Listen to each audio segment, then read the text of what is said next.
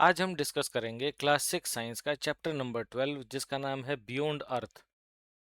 इस चैप्टर में हम ये जानेंगे कि कॉन्स्टिलेशंस क्या होते हैं और किस तरह से पुराने समय में लोग कॉन्स्टिलेशंस को पहचान करके डायरेक्शंस का अनुमान लगाते थे और फिर उन डायरेक्शंस की सहायता से एक जगह से दूसरी जगह पर नेविगेट करते थे। हम कुछ कॉन्स्टिलेशंस जैसे कि Orion, Big Dipper, Little Dipper, Taurus, Canis Major etcetera को पहचानना सीखेंगे और यह भी जानेंगे कि हम पोल स्टार को किस तरह से पहचान सकते हैं। हम सोलर सिस्टम के बारे में डिस्कशन करेंगे और यह समझने की कोशिश करेंगे कि हमारे सोलर सिस्टम में सन क्या रोल प्ले करता है। हम सोलर सिस्टम के सभी प्लैनेट्स के बारे में डिस्कशन करेंगे। हम यह भी जानने की कोशिश करेंगे कि नेचुरल सैटेलाइट्स क्या होते हैं और अर्थ के नेचुरल सैटेलाइट यानी कि मून के बारे में डिस्कशन करेंगे। हम यह जानेंगे कि एस्टेरॉयड्स क्या होते हैं, कॉमेट्स क्या होते हैं, गैलेक्सीज क्या होती हैं और यह भी जानेंगे कि हमारा सोलर सिस्टम किस गैलेक्सी से बिलोंग करता है। जैसा कि हम सभी जानते हैं कि रात में आसमान में तारे दिखाई देते हैं। जब आसमान साफ होता है इसका मतलब यह है कि आसमान में कोई बादल नहीं होता, धूल या धुआं नहीं होता और लाइट पॉल्यूशन नहीं होता। तो ऐसी स्थिति में आसमान में बहुत सारे तारे दिखाई देते हैं। इनमें से कुछ तारे काफ़ी तेज चमकते हैं, इसके विपरीत कुछ दूसरे तारे उतनी तेज नहीं चमकते। सन की ही तरह स्टार्स भी अपनी लाइट खुद प्रोड्यूस करते हैं और इसी लाइट की वजह से वो रात में चमकते हुए दिखाई पड़ते हैं। जैसा कि हम जानते हैं कि मॉडर्न टाइम्स में पूरे संसार में एयर पोल्यूशन और लाइट पोल्यूशन काफ़ी तेज़ी से बढ़ रहा है। एयर पोल्यूशन के बढ़ने का रीज़न ये है कि हम फॉसिल फ्यूल्स जैसे कि कोल, पेट्रोलियम, नेचुरल गैस इनको काफ़ी तेज़ी से बर्न कर रहे हैं। इसीलिए पूरे संसार में एयर पोल्यूशन काफ़ी तेज़ी से बढ़ रहा है और लाइट पोल्यूशन का रीज़न ये होता है जब हम रात के समय में एक्सेसिव आर्टिफिशियल लाइट्स का इस्तेमाल करते हैं तो इसकी वजह से लाइट पोल्यूशन होता है। तो एयर पोल्यूशन और लाइट पोल्यूशन की वजह से आसमान में तारे इतनी ज़्यादा मात्रा में दिखाई नहीं देते। एयर पोल्यूशन और लाइट पोल्यूशन शहरों में काफ़ी ज़्यादा होता है गाँवों के कंपैरिजन में। इसीलिए हम यह नोटिस करते हैं कि जब हम गाँव में रात के समय में आसमान में देखते हैं तो हमें ज़्यादा तारे दिखाई पड़ते हैं।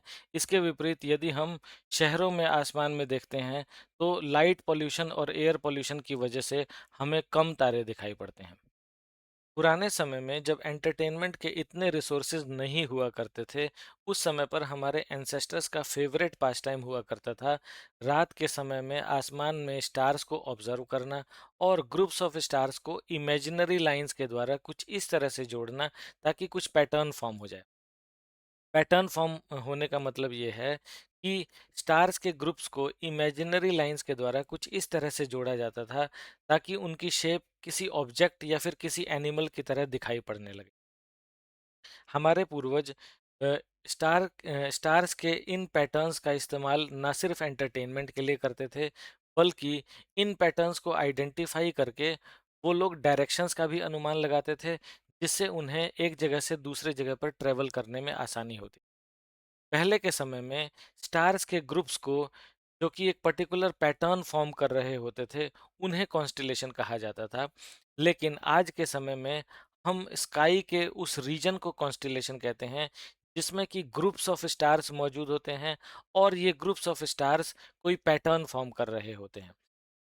जैसा कि हम इस दिए हुए डायग्राम में देख सकते हैं, यहाँ पर ग्रीन कलर की लाइंस के द्वारा स्काई के डिफरेंट रीजन्स को दिखाया गया है और रेड कलर की लाइंस के द्वारा स्टार के पैटर्न्स को दिखाया गया है। पहले के समय में स्टार के पैटर्न्स को कॉन्स्टिलेशन कहा जाता था। जैसा कि हम इस दिए हुए डायग्राम में देख सकते हैं, यहाँ पर ओरायन एक कॉन्स्टिलेशन है, बेसिकली एक ग्रुप्स ऑफ स्टार है। यह कुछ इस तरह का पैटर्न फॉर्म कर रहा है जो ऐसा दिखाई पड़ता है मानो कि कोई हंटर हो जिसने अपने हाथ में जिसने अपने हाथ में तलवार लिया हुआ हो। ये इसमें दिखाई पड़ने वाले 3 स्टार्स जो कि एक दूसरे के बहुत क्लोज हैं, ये ऐसे दिखाई पड़ते हैं मानो कि ये हंटर के बेल्ट हों। कुछ लोग ऐसा भी इमेजिन करते थे कि ओरायन एक हंटर है और कैनिस मेजर उसका डॉग है जो कि उसको फॉलो कर रहा है और ओरायन नाम का ये हंटर टॉरस नाम के बुल के साथ फाइट कर रहा है। तो कुछ लोग ऐसा भी इमेजिन किया करते थे। तो पहले के समय में जो स्टार का ग्रुप्स होता था, जो कि जिसको कि हम इमेजिनरी लाइंस के द्वारा जोड़ करके एक पैटर्न फॉर्म करते थे, उसको कॉन्स्टेलेशन कहा जाता था। लेकिन आज के समय में हम स्काई के उस सेक्शन को कॉन्स्टेलेशन कहते हैं जिसमें कि ग्रुप्स ऑफ स्टार्स एग्जिस्ट करते हैं और ये ग्रुप्स ऑफ स्टार्स कुछ पैटर्न फॉर्म कर रहे होते हैं। तो यहाँ पर हम इस दिए हुए डायग्राम में यह भी देख सकते हैं कि स्काई का एक सेक्शन जिसमें कि ओरायन नाम का कॉन्स्टिलेशन एग्जिस्ट करता है, तो स्काई के इस सेक्शन को भी हम कॉन्स्टिलेशन ही कहते हैं। और स्टार्स के उस ग्रुप को जो कि एक पैटर्न फॉर्म कर रहा है, जैसे कि ओरायन के केस में ये हंटर जैसा पैटर्न फॉर्म हो रहा है, तो इस पैटर्न को भी हम कॉन्स्टिलेशन कह रहे हैं। तो हमें कंफ्यूजन बिल्कुल भी नहीं रखना, क्योंकि एक स्काई के रीजन में, जिसे आज के समय में हम कॉन्स्टिलेशन कहते हैं, प्रीडोमिनेंटली स्टार्स का ग्रुप्स होता है जो कि एक पैटर्न फॉर्म कर रहा होता है। तो इसीलिए हम उस पैटर्न स्टार के पैटर्न को भी कॉन्स्टिलेशन कहते हैं और स्काई के उस रीजन को भी कॉन्स्टिलेशन कहते हैं जिसमें कि स्टार का वो पैटर्न एग्जिस्ट कर रहा होता है। अ, जैसा कि हम देख सकते हैं कि टॉरस कॉन्स्टिलेशन में स्टार्स का एक पैटर्न है। इस पैटर्न को भी हम टॉरस ही कह रहे हैं और स्काई के इस रीजन को भी हम टॉरस ही कह रहे हैं। लेकिन टॉरस कॉन्स्टिलेशन में जो कि स्काई का रीजन है, उसके अंदर कुछ दूसरे ग्रुप्स ऑफ स्टार्स भी दिखाई पड़ रहे हैं। इसी तरह से ओरियन कॉन्स्टिलेशन में जो हमारा हंटर है, उस हंटर के अलावा भी कुछ दूसरे स्टार्स दिखाई पड़ रहे होते हैं। तो यहाँ पे कंफ्यूजन बिल्कुल भी नहीं रखना है, क्योंकि हम आज के समय में कॉन्स्टिलेशन शब्द का इस्तेमाल करते हैं स्काई के रीजन को स्पेसिफाई करने के लिए, जबकि पुराने समय में कॉन्स्टिलेशन शब्द का इस्तेमाल किया जाता था स्टार के पैटर्न्स को, जो कि स्टार के ग्रुप्स को जो कि एक पैटर्न फॉर्म कर रहे होते थे, उसके लिए कॉन्स्टिलेशन शब्द का इस्तेमाल किया जाता था। तो आज अब अ, इस चीज़ को आज भी छोड़ा नहीं गया है। इसीलिए हम स्काई का सेक्शन भी कॉन्स्टिलेशन कहलाता है और उसके अंदर एग्जिस्ट करने वाला स्टार के ग्रुप्स का पैटर्न भी कॉन्स्टिलेशन ही कहलाता है। जैसा कि हम दिए हुए इस डायग्राम में देख सकते हैं, यहाँ पर दो पैटर्न्स ऑफ स्टार्स को दिखाया गया है। एक को हम कहते हैं बिग डिपर और दूसरे को हम कहते हैं Little Dipper. Big Dipper Ursa Major constellation के अंदर एग्जिस्ट करता है। इंडिया में इसे सप्तऋषि भी कहते हैं। Little Dipper Ursa Minor constellation में एग्जिस्ट करता है और लिटिल डिपर के आखिरी स्टार को हम पोल स्टार के नाम से जानते हैं। पोल स्टार की विशेषता यह होती है कि अर्थ के नॉर्दर्न हेमिस्फेयर से देखने पर हमेशा ही इसकी पोजीशन नॉर्थ डायरेक्शन में दिखाई पड़ती है और अर्थ की रोटेशन की वजह से इसकी लोकेशन पर कोई भी फर्क नहीं पड़ता।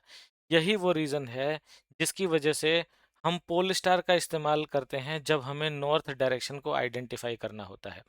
यानी कि क्योंकि पोल स्टार की पोजीशन हमेशा ही नॉर्थ डायरेक्शन में रहती है, इसीलिए पोल स्टार को देख कर के हम यह अनुमान लगा पाते हैं कि जिस डायरेक्शन में पोल स्टार दिखाई पड़ रहा है, वो नॉर्थ डायरेक्शन है। जैसा कि हमने अभी डिस्कस किया कि पोल स्टार की एक विशेषता यह होती है कि यह हमेशा ही आसमान में फिक्स्ड पोजीशन पर दिखाई देता है और अर्थ की रोटेशन की वजह से इसकी लोकेशन पर कोई फर्क नहीं पड़ता। इसीलिए ट्रेवलर्स इसकी सहायता से नॉर्थ डायरेक्शन का अनुमान लगाते हैं। पोल स्टार को अर्थ के नॉर्दर्न हेमिस्फेयर से ही देखा जा सकता है, सदर्न हेमिस्फेयर से पोल स्टार दिखाई नहीं देता। अब तक हमने स्टार्स और कॉन्स्टिलेशंस के बारे में डिस्कशन किया। अब हम सोलर सिस्टम के बारे में डिस्कशन करेंगे। हमारे सोलर सिस्टम का सबसे इम्पॉर्टेंट मेंबर होता है सन। यह हमारे सोलर सिस्टम का सबसे ब्राइटेस्ट, सबसे हैवीएस्ट और सबसे बिगेस्ट मेंबर होता है। यह कंटिन्यूसली हीट और लाइट एनर्जी एमिट करता रहता है। बेसिकली सन एक spherical ball of hot gases होता है जो कि कंटिन्यूसली हीट और लाइट एनर्जी एमिट करता रहता है। हमारे सोलर सिस्टम में मौजूद सभी प्लैनेट्स सन से ही हीट और लाइट एनर्जी ऑब्टेन करते हैं। अर्थ से सन की दूरी 150 मिलियन किलोमीटर होती है। 150 मिलियन किलोमीटर को हम वन एस्ट्रोनॉमिकल यूनिट भी कहते हैं। इसका मतलब यह है कि अर्थ और सन के बीच में जितना डिस्टेंस होता है उसको हम वन एस्ट्रोनॉमिकल यूनिट कहते हैं। सन अर्थ से बहुत बड़ा होता है। सन का डायमीटर अर्थ के डायमीटर के 100 टाइम्स होता है।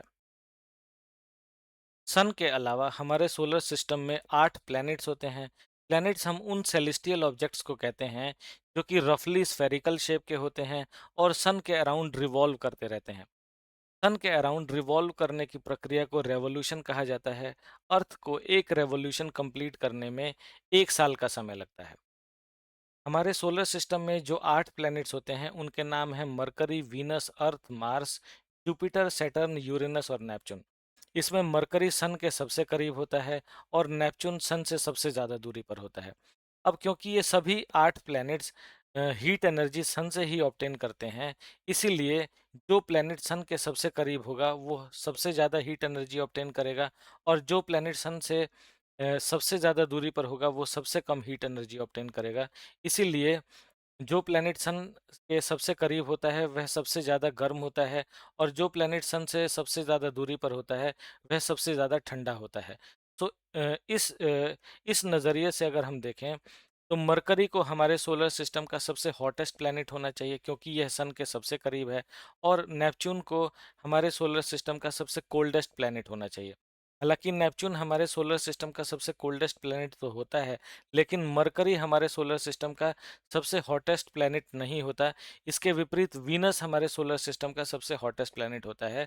इसका रीज़न ये है कि वीनस का एटमॉस्फेयर बहुत थिक होता है और उसमें बहुत ज़्यादा मात्रा में कार्बन डाइऑक्साइड होती है, जो कि सन से आने वाली हीट को ट्रैप करके वीनस को हमारे सोलर सिस्टम का सबसे हॉटेस्ट प्लैनेट बना देती है।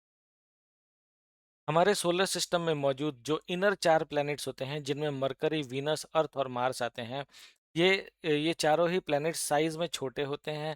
इनके सरफेस सॉलिड होते हैं और रॉकी होते हैं। इसके विपरीत जो बाहरी 4 प्लैनेट्स हैं जिसमें कि जुपिटर, सैटर्न, यूरेनस और नेपच्यून आते हैं, ये प्लैनेट्स साइज में बहुत बड़े होते हैं और ये मेनली गैसेस के बने होते हैं। अर्थ से देखने पर सन और मून के बाद वीनस हमारे सोलर सिस्टम का सबसे ब्राइटेस्ट ऑब्जेक्ट दिखाई पड़ता है। इसे हम मॉर्निंग के समय में सनराइज से पहले ईस्टवर्ड डायरेक्शन में देख सकते हैं और इवनिंग के समय में सनसेट के बाद वेस्टवर्ड डायरेक्शन में देख सकते हैं। इसीलिए वीनस को मॉर्निंग स्टार या इवनिंग स्टार कहा जाता है, डिपेंडिंग अपॉन कि इसे हम कब देख रहे हैं। मार्स रेड कलर का दिखाई पड़ता है, इसके सोयल का कलर रेड होता है, इसीलिए इसे हम रेड प्लैनेट कहते हैं। जब हम अर्थ को आउटर स्पेस से देखते हैं तो क्योंकि अर्थ का ज़्यादातर सरफेस वाटर से कवर्ड है, इसलिए यह ब्लू कलर का दिखाई पड़ता है और इसीलिए हम अर्थ को ब्लू प्लैनेट कहते हैं। हमारे सोलर सिस्टम में नेपच्यून से भी ज़्यादा दूरी पर एक सेलेस्टियल ऑब्जेक्ट पाया जाता है जिसे हम प्लूटो के नाम से जानते हैं। यह सन के अराउंड रिवॉल्व करता रहता है। जब साइंटिस्ट्स ने इसे सबसे पहले डिस्कवर किया था तो इसे भी प्लैनेट ही कंसीडर किया जाता था, लेकिन जब साइंटिस्ट्स ने प्लूटो की तरह ही कुछ और भी स्मॉलर ऑब्जेक्ट्स को देखा जो कि सन के अराउंड रिवॉल्व करते रहते हैं, तो उन्होंने साल 2006 में उन क्राइटेरियाज को रीडिफाइन किया जिसके द्वारा हम यह निर्धारित करते हैं कि किसी सेलेस्टियल ऑब्जेक्ट को प्लैनेट कहा जाएगा या नहीं कहा जाएगा। अब क्योंकि प्लूटो का साइज़ काफ़ी छोटा होता है, इसीलिए आज के समय में हम इसे एक प्लैनेट कंसीडर नहीं करते और प्लूटो उस क्राइटेरिया को पास नहीं कर पाता, जिसे पास करने के बाद इसे प्लैनेट कहा जा सकता था। इसीलिए हम प्लूटो को आज के समय में ड्वार्फ प्लैनेट कहते हैं और इसे मेन प्लैनेट्स में कंसीडर नहीं किया जाता। सन और प्लैनेट्स के अलावा हमारे सोलर सिस्टम में कुछ ऐसे भी सेलेस्टियल ऑब्जेक्ट्स एग्जिस्ट करते हैं जो कि प्लैनेट्स के अराउंड रिवॉल्व करते रहते हैं, ठीक वैसे ही जैसे प्लैनेट्स सन के अराउंड रिवॉल्व करते हैं। इन ऑब्जेक्ट्स को हम नेचुरल सैटेलाइट्स कहते हैं। मून हमारे अर्थ का एक नेचुरल सैटेलाइट होता है। मून को अर्थ के अराउंड एक रेवोल्यूशन कंप्लीट करने में 27 डेज का टाइम लगता है। मून का डायमीटर अर्थ के डायमीटर का 1/4 होता है। मून का डिस्टेंस अर्थ से 3,84,000 किलोमीटर होता है। मून के सरफेस पर बहुत सारे बाउल लाइक स्ट्रक्चर्स होते हैं जिन्हें हम क्रेटर्स कहते हैं। सिंपल भाषा में हम यह कह सकते हैं कि जब मून के सरफेस पर कोई एस्टेरॉयड आकर के गिरता है तो वो उसके सरफेस पर एक डेंट या डिप्रेशन क्रिएट कर देता है। इन डेंट्स या डिप्रेशंस को ही हम क्रेटर्स कहते हैं। अब क्योंकि मून के सरफेस पर कोई एटमॉस्फेयर नहीं होता, ना ही वाटर होता है और ना ही कोई लाइफ होता है, इसीलिए ये जो क्रेटर्स होते हैं ये मिलियंस मिलियंस और बिलियंस ऑफ ईयर्स तक मून के सरफेस पर बने रहते हैं। मून के बारे में अधिक से अधिक जानकारी प्राप्त करने के लिए अब तक भारत सरकार ने 3 मिशंस लॉन्च किए हैं। साल 2008 में चंद्रयान 1 मिशन लॉन्च किया था, साल 2019 में चंद्रयान 2 मिशन लॉन्च किया था और जुलाई 2023 में चंद्रयान 3 मिशन लॉन्च किया था, जिसमें विक्रम लैंडर ने प्रज्ञान रोवर के साथ मून के साउथ पोल पर सक्सेसफुल लैंडिंग करी थी 23 अगस्त को। इसीलिए भारत सरकार ने यह घोषणा की है कि अब से हर साल 23 अगस्त को नेशनल स्पेस डे के रूप में मनाया जाएगा।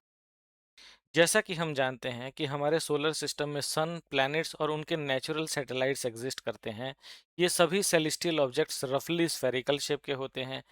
इन ऑब्जेक्ट्स के अलावा हमारे सोलर सिस्टम में कुछ दूसरे ऑब्जेक्ट्स भी होते हैं जो कि इर्रेगुलर शेप के होते हैं और रॉकी होते हैं।